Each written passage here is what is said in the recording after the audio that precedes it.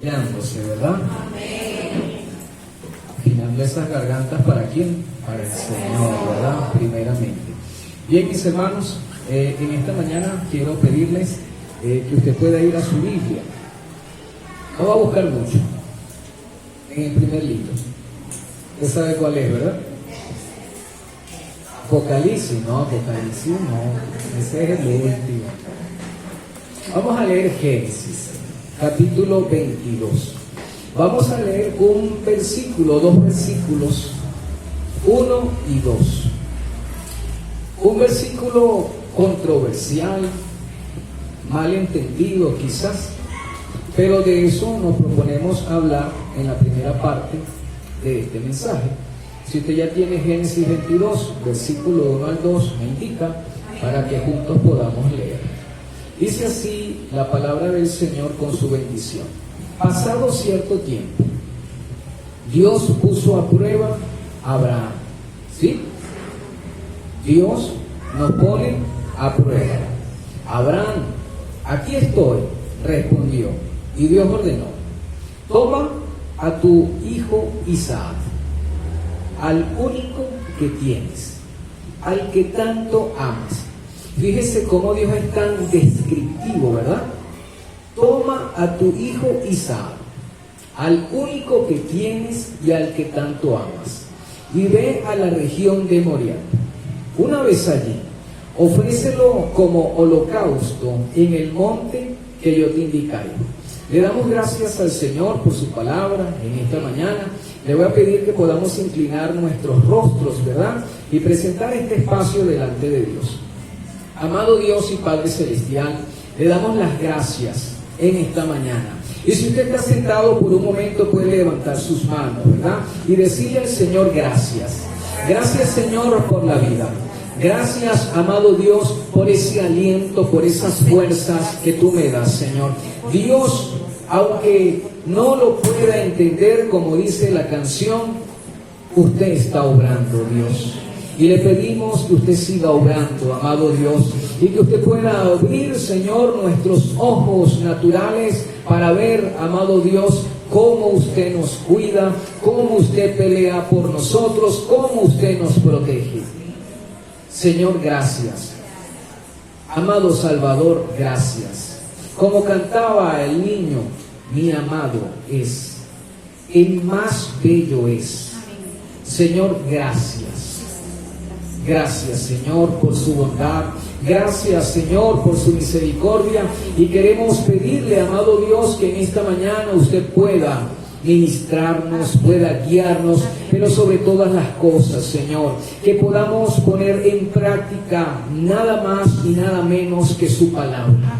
Porque fue su palabra, Señor, la que hizo visible, posible, todo lo que nosotros hemos considerado imposible. Gracias, amado Dios, en el nombre de Jesús. Amén y amén. Bien, mis hermanos, estamos en medio de una temática llamada dispuestos a todo. Usted tiene que estar dispuesto, pero no para pelear, no para amargarse, no, es para el Señor. Debemos estar dispuestos para Dios.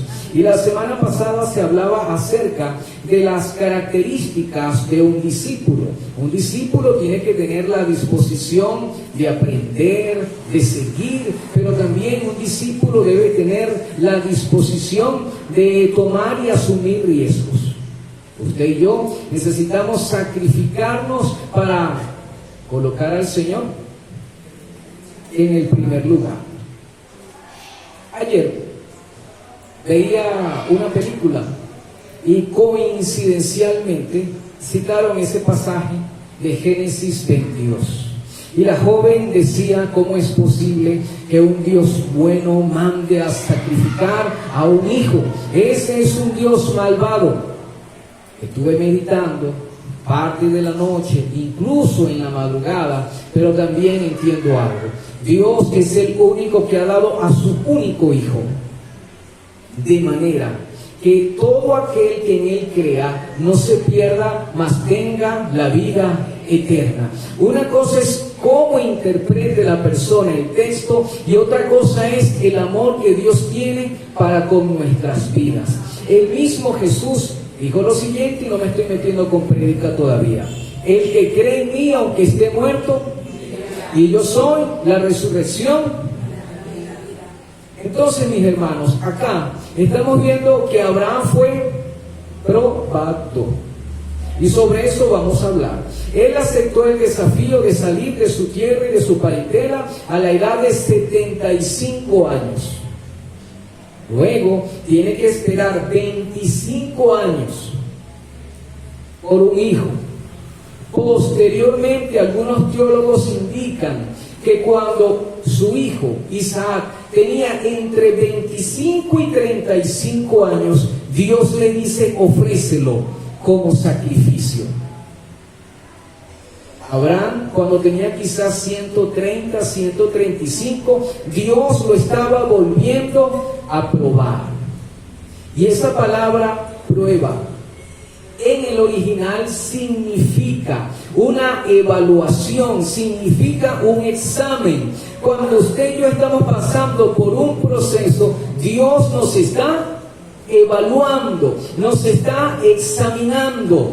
Pero en medio de esa prueba, nuestra respuesta nos puede conducir a que nuestra fe aumente, a que nuestra confianza en Dios aumente. Lo que te va o lo que es determinante en la prueba es tu respuesta. ¿Cómo está usted respondiendo ante ciertos desafíos?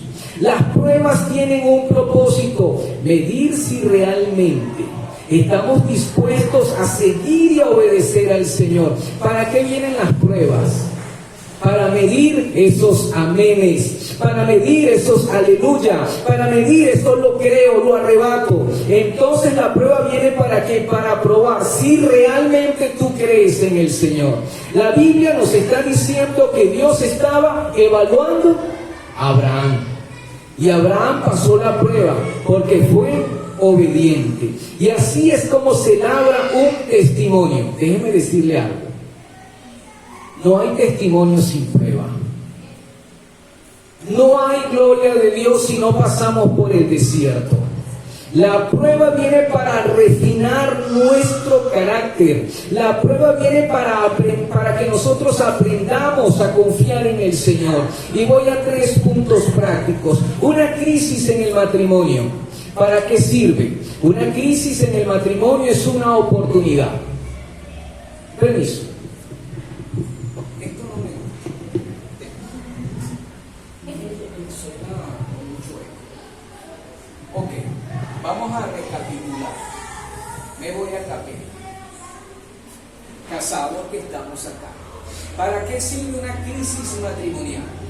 Es una oportunidad para amarnos, para apoyarnos, para poner en práctica lo que Dios dice, que debemos amarnos y respetarnos. Si tú estás experimentando hoy una crisis en el matrimonio, es porque Dios quiere que camines en amor y que camines en respeto. Pero si hablamos de una crisis a nivel de salud, ¿qué está buscando? Es una oportunidad ¿para qué? Para que valoremos más nuestra vida, para que hagamos ajustes incluso a nivel alimenticio, a nivel también de lo que tiene que ver con la ejercitación física. Y si usted está pasando por un momento de escasez, ¿para qué viene esa prueba? Para que aprendamos a administrarnos mejor, a que no gastemos por impulso, pero también la crisis es una oportunidad para que tú y yo podamos ser generosos. Si vamos a la Biblia, el faraón está persiguiendo al pueblo de Israel. En medio de la persecución, Moisés está decidiendo avanzar. Y fue entonces cuando el mar rojo se abrió. La prueba fue necesaria. Escúcheme, las pruebas son necesarias para que Israel entendiera, viera que Dios es real, pero también es sobrenatural.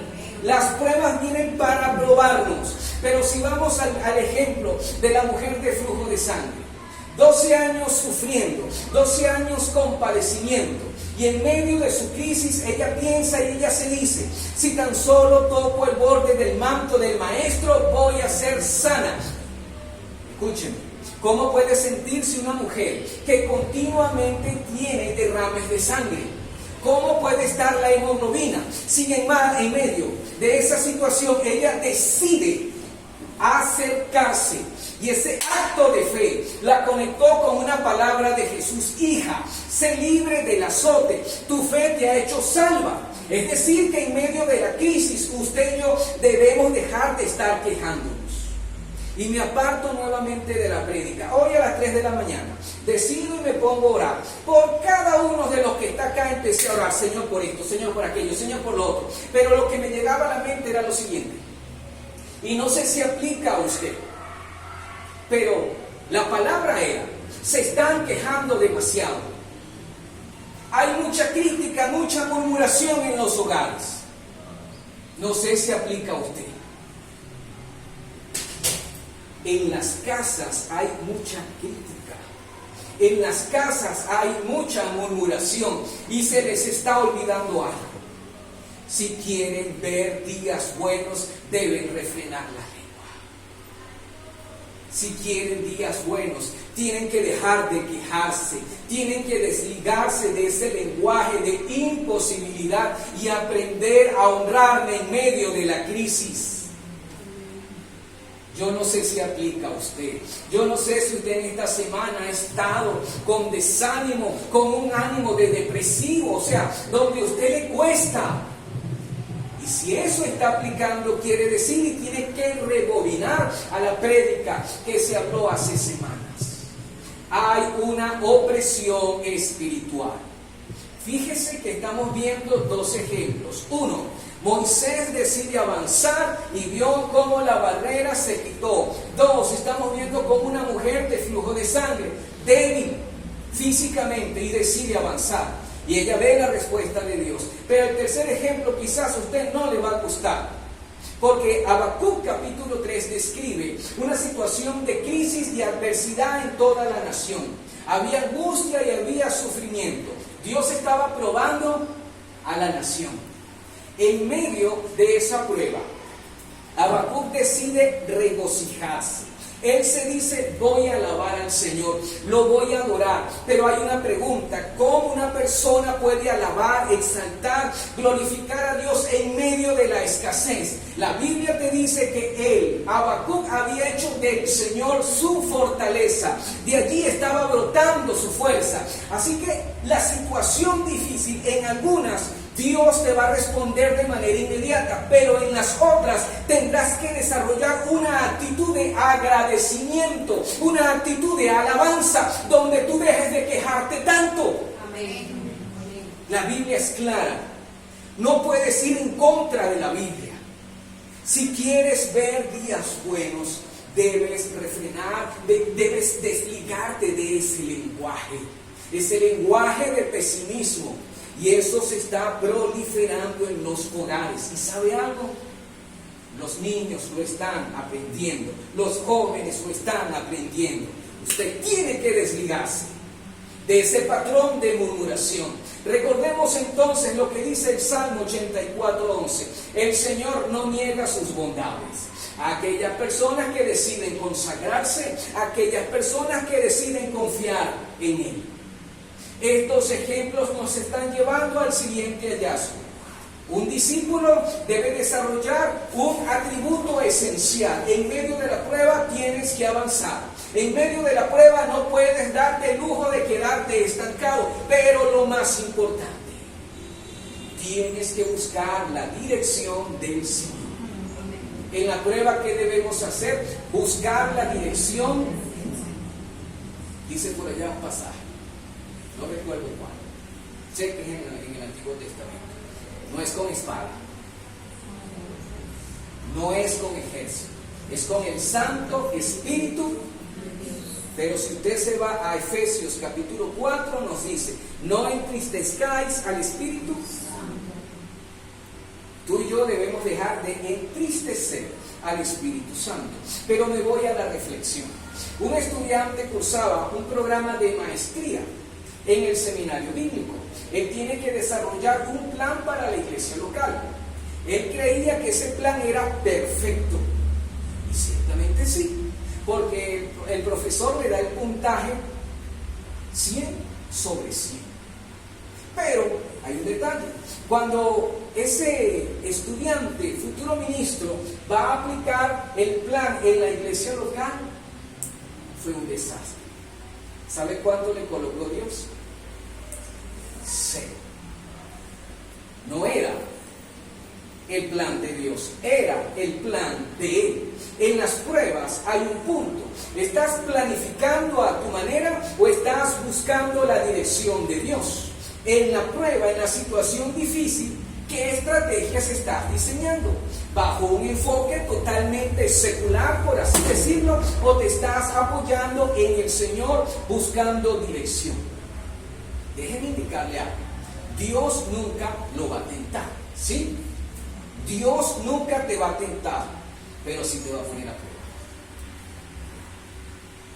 No nos tienta, pero sí nos va a poner a prueba. Y las pruebas van a girar con base a lo que es más importante para nuestras vidas. Analiza por un momento, ¿dónde está tu identidad hoy? ¿Dónde está tu confianza y dónde está tu seguridad? Dios pondrá a prueba nuestras vidas para asegurarse que nuestra seguridad y nuestra confianza están en Dios. Pero la prueba se puede extender en nuestras vidas hasta que no traigamos todo al altar, hasta que no traigamos al Señor eso en lo cual nosotros confiamos tanto. Dios quiere que entregues todo. Dios no está negociando contigo. Él desea que tú entregues todo. Vamos a Isaac, un hijo, era el regalo de Dios para un padre. 25 años esperando y Dios le da un regalo. Pero ese regalo, esa bendición tenía un propósito: que glorificara al Señor, que caminara para su propósito y para su llamado. Y aquí hay un riesgo. Cuando ese regalo, cuando esa bendición se convierte en más importante que en el dador de la bendición, estamos invirtiendo el Evangelio. Cuando ese regalo, cuando esa bendición, cuando ese talento se convierte en algo más importante que el Señor, estamos invirtiendo el Evangelio. Administradores que estamos acá, ¿y sabe lo que dice la Biblia? Estamos administrando mal. La Biblia nos da un parámetro. Primera de Corintios capítulo 4 versículo 2. Ahora bien, se requiere que los administradores sean encontrados fieles. Hermano, vamos a despegar un poquito.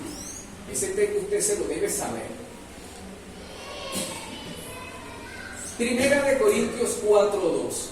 Se requiere que el administrador sea encontrado fiel. Tú eres fiel cuando la bendición está aquí y Dios está arriba. Somos malos administradores cuando Dios está acá y mi hijo está acá y mi carro está acá y mis planes están acá. Dios quiere que inviertas el orden. Te voy a hablar brevemente y no te vayas a asustar. Luzbel. ¿Quién es Luzbel? Satanás. Pero vamos a hablar de Luzbel. Luzbel recibe un don muy hermoso, una figura perfecta, una voz perfecta. Luzbel al principio empieza a usar ese don para glorificar al Señor, pero se detuvo a admirarse y dice: qué lindo canto. Y de repente empezó a adorar más al don que al dador del don. Y aquí viene la enseñanza. Lo que no convertimos en alabanza, lo que no entregamos al Señor en el altar, se va a transformar en orgullo.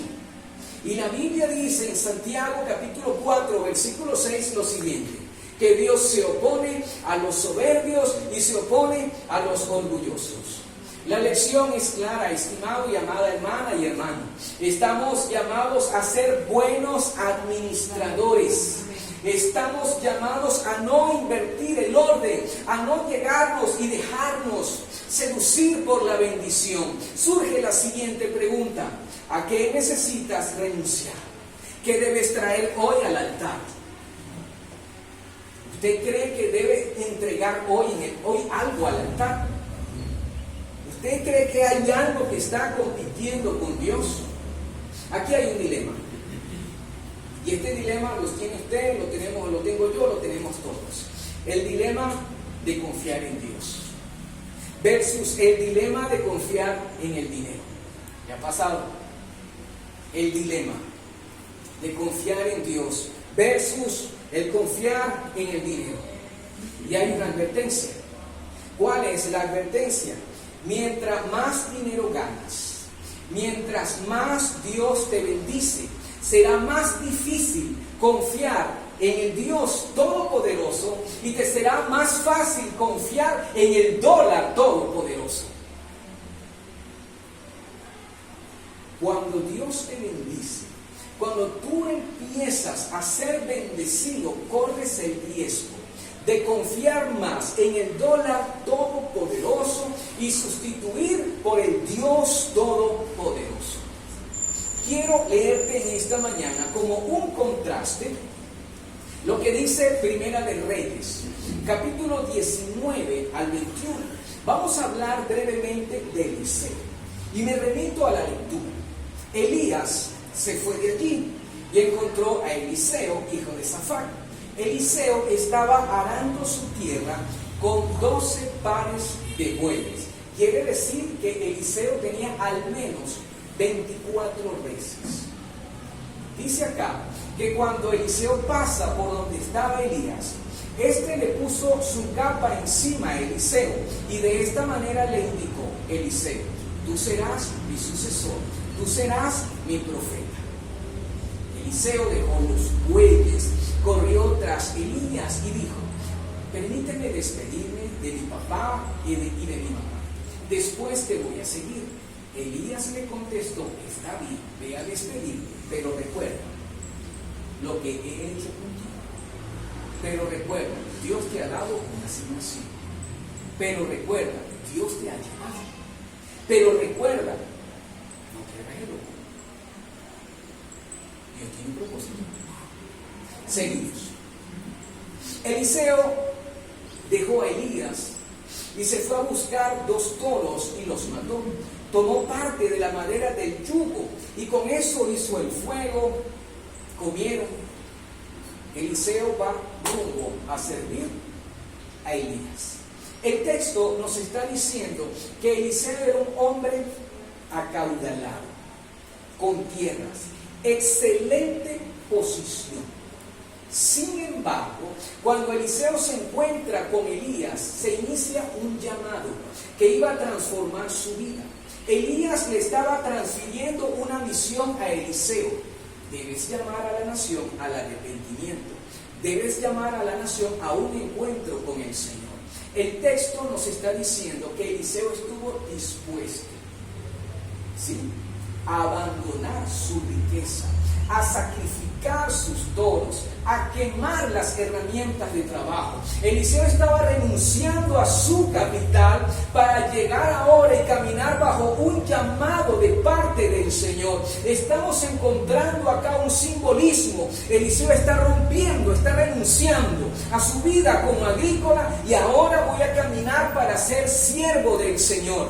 De manera similar que encontramos para superar adicciones, viejas formas de pensar, deseos destructivos, tenemos que divorciarnos del pasado. Debemos dejar atrás lo que nos ata para llegar y avanzar a lo que Dios tiene preparado para con nuestras vidas. En pocas palabras, Dios te quiere bendecir, pero tú tienes que renunciar.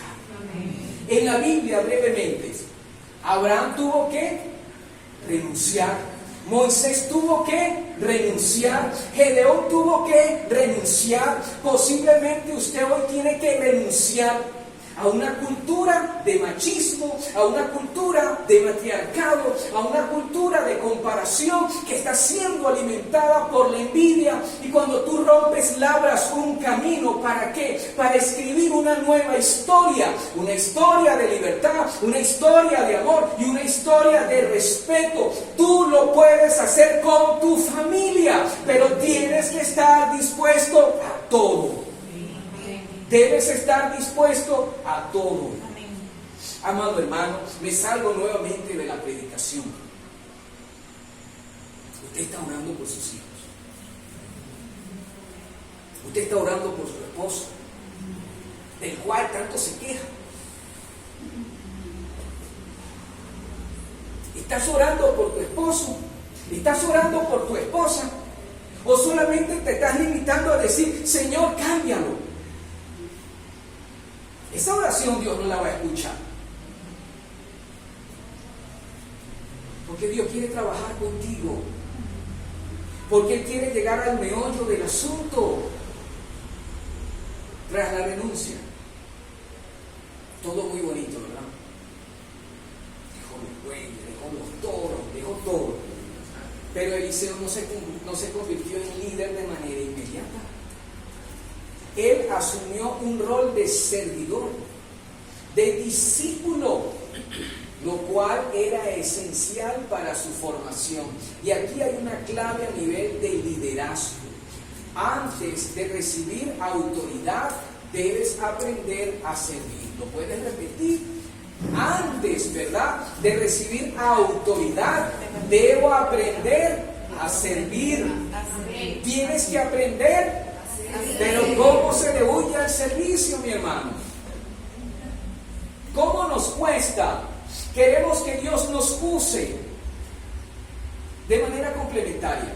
Si usted revisa Segunda de Reyes, del capítulo 2 en adelante, no sé si hasta el 9 o hasta el 10, se describe todo lo que Dios hizo con Eliseo. Pero para que Dios haga algo contigo, tú tienes que estar dispuesto a renunciar. Eliseo había renunciado a todo.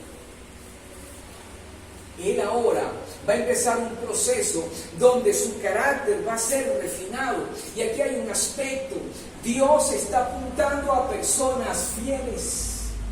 Dios está buscando esposos fieles. Dios está buscando esposas fieles. Dios está buscando padres fieles. Está buscando hijos fieles. La Biblia dice lo siguiente: si tú eres fiel, ¿dónde está la clave si tú quieres grandeza?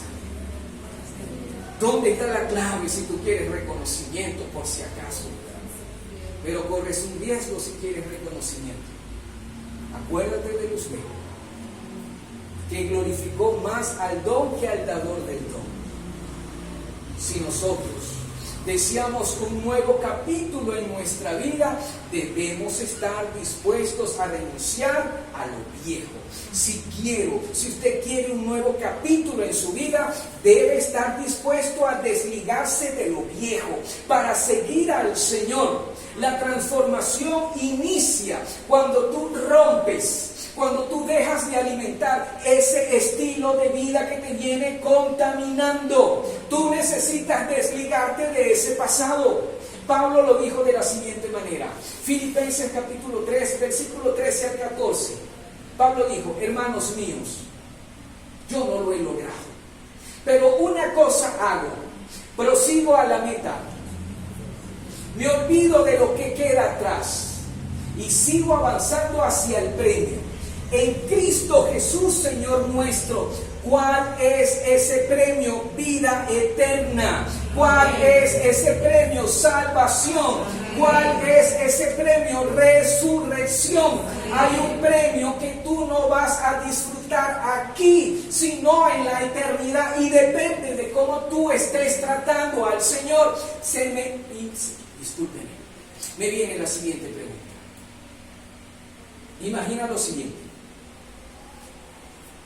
Suponte que Dios te trate como tú lo has tratado en esta semana. ¿Estarías seguro de asumir ese reto? Señor, trátame como yo te he tratado en esta semana. ¿Lo asumiría? ¿Usted no cree que debemos cambiar algo en esta semana o a partir de hoy? Amén. Un discípulo debe estar dispuesto. Un discípulo debe estar dispuesto. ¿Dispuesto a qué? A renunciar a esas viejas dependencias, renunciar a esas relaciones destructivas, a esas rutinas que nos mantienen estancados, a una forma de pensar que no se alinea con lo que Dios dice. Escucha esto. Dios no va a llenar manos que están atadas al pasado. ¿Sí? Dios no va a llenar manos que están atadas al pasado. Cuando hablamos de un acto de renuncia, es una declaración de fe. Pero la declaración de fe no es solamente que tú confieses. La declaración de fe implica que tú vas a tomar acciones para abrazar lo que Dios te quiere dar. Nos hemos limitado a creer que la declaración de fe es solamente confesar, pero sigo igual. Dios no derrama vino nuevo en odre viejo. Y Romanos capítulo 12 te dice que tú tienes que renovar. Y Efesios 6 te dice que tú tienes que colocarte el casco de la salvación, que debes apropiarte. Hoy a las 3 de la mañana yo tuve que colocarme el casco. ¿Desde cuándo usted no se lo coloca? Porque Satanás no descansa. Y hay una frase que escuché en esta semana: el mal no descansa. Si el mal no descansa, ¿por qué tú estás tan relajado? Primero de mayo, no voy a orar porque es feriado. No voy a leer la Biblia porque es feriado. Entonces, ¿por qué yo le digo esto? Voy a una historia de la vida real. Le hablo brevemente de Michael y María Durso. Actualmente son pastores. Tienen 35 años pastoreando en una iglesia que se llama Tabernáculo de Cristo en Queens, Nueva York, Estados Unidos. Pero retrocedamos. En su juventud, ellos no tenían nada que ver con Cristo. Promiscuos, se drogaban, etcétera y etcétera. Un día, María Durso empieza a sentir algo extraño. No estaba leyendo la Biblia, no estaba orando, no estaba tampoco asistiendo a una iglesia, pero el detalle es que unos amigos recién convertidos empezaron a orar e interceder por ella. Tal fue la oración que esa pareja dejó de estar en concubinato. Tal fue esa oración que ellos empiezan a asistir a la iglesia y toman una resolución: vamos a seguir a Cristo. Siguiendo con esa anécdota, ellos están claros: debemos divorciarnos del pasado. Michael tomó toda la droga, revistas, películas, al basurero. ¿Qué cosas tú hoy tienes que lanzar al basurero? ¿Qué cosas tienes que borrar de acá y mandar al basurero? ¿Qué estás consumiendo por las redes? Y debes... ¿Qué de nuestro vocabulario? ¿Qué de nuestro pensamiento tenemos que soltar? ¿Cuál de nuestra conducta tenemos que enviar al basurero? Esa fue la declaración de fe de ese joven. ¿Cuál fue la declaración de fe? Una resolución. Tú y yo necesitamos dejar de ser apáticos o quizás no accionar. Pero eso que le estoy indicando se conecta con Lucas capítulo 19. Cuando hablamos de Zaqueo, Zaqueo era un recaudador de impuestos, que antes de conocer al Señor, su Dios, su agenda era el dinero. Pero cuando se encuentra con Cristo, Zaqueo hace una declaración: la mitad de mis bienes le voy a dar a los pobres, y si he robado algo a alguien, se lo devuelvo cuadruplicado. En Zaqueo se está generando un cambio. Señor Jesús, ya no es el dinero quien ocupa el primer lugar, eres tú, Señor. Zaqueo renunció a esos hábitos de engañar y aprovecharse de los demás. Su renuncia trajo vida. Su renuncia fue indispensable para que Jesús decretara sobre su familia bendición y vida. Amén. Mi hermano, tu familia necesita ser bendecida. Amén. Tu familia necesita ser bendecida, pero tú debes estar dispuesto a todo y renunciar, porque el propósito de Cristo sigue vigente hoy. Él está buscando, Él quiere salvar a personas que estén dispuestas. Tu renuncia, mi hermano, tu renuncia a esos hábitos, tu renuncia a esos hábitos que están bloqueando la bendición. Tu renuncia a esas heridas del pasado, a ese pensamiento esclavizante, no solamente te va a liberar, es que va a traer vida y salvación a tu familia. Tú hoy tienes que decidir renunciar a lo que te viene atando, sea miedo, sea angustia, sea ansiedad. Tienes que cerrar la puerta para que tu familia entre en una nueva dimensión. Estamos encontrando en esta mañana lo siguiente: tu declaración de fe no termina con confesar a Cristo. Esa declaración tiene que encender una pasión en ti. Tengo que romper con lo viejo. Tengo que dejar de alimentar ese antiguo estilo de vida para abrazar lo que Dios quiere darme. Amén. Dios quiere que dejes de depender, de buscar la seguridad en otros. Tú tienes a un Señor que se llama Jehová Jireh. Jehová proveerá. Tú tienes tu declaración de fe. ¿Lo puedes decir? Mi declaración de fe. Apunta a cambios profundos.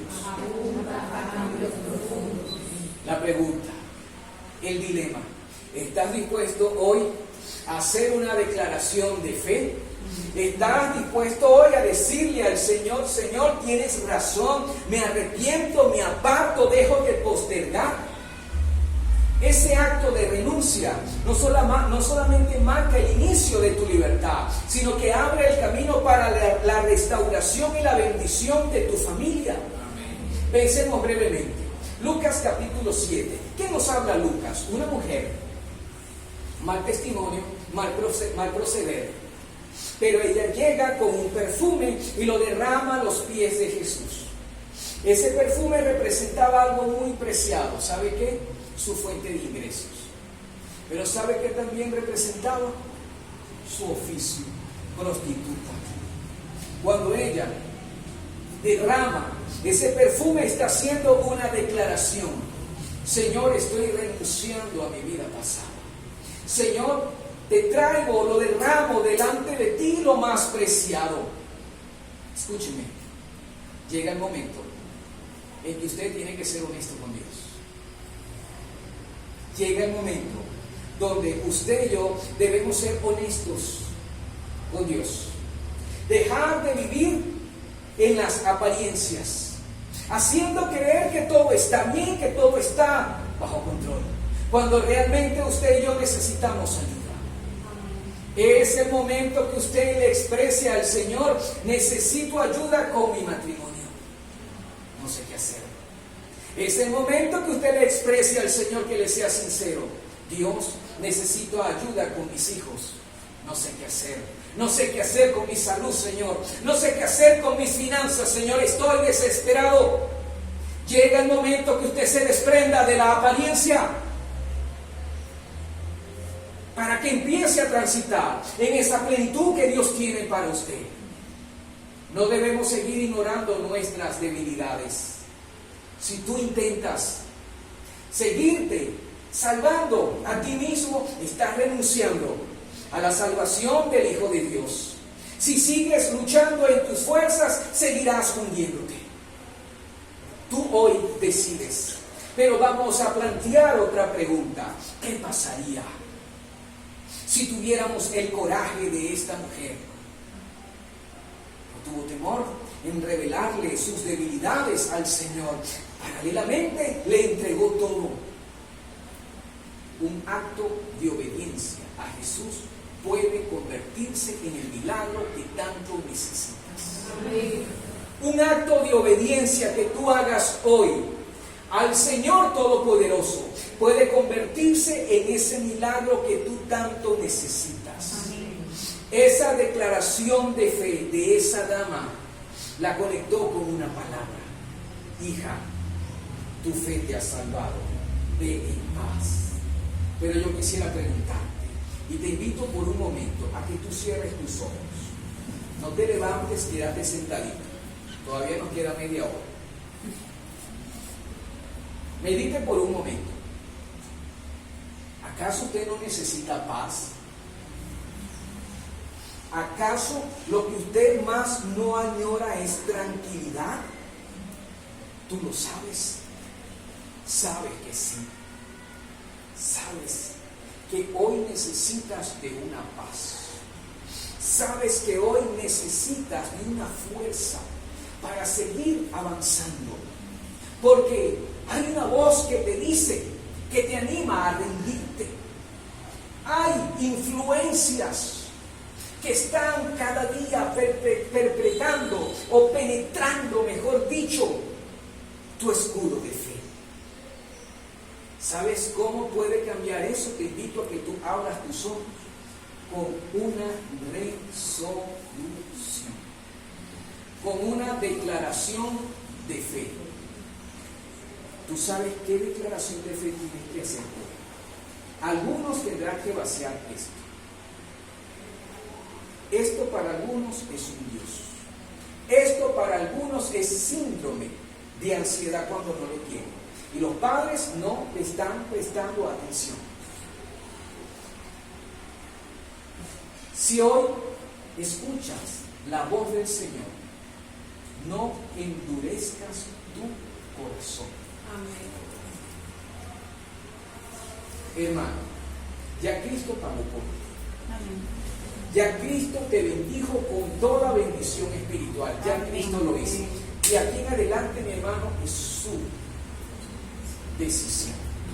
Y su sumisión a Cristo es lo que le dará nuevas fuerzas para afrontar cada día.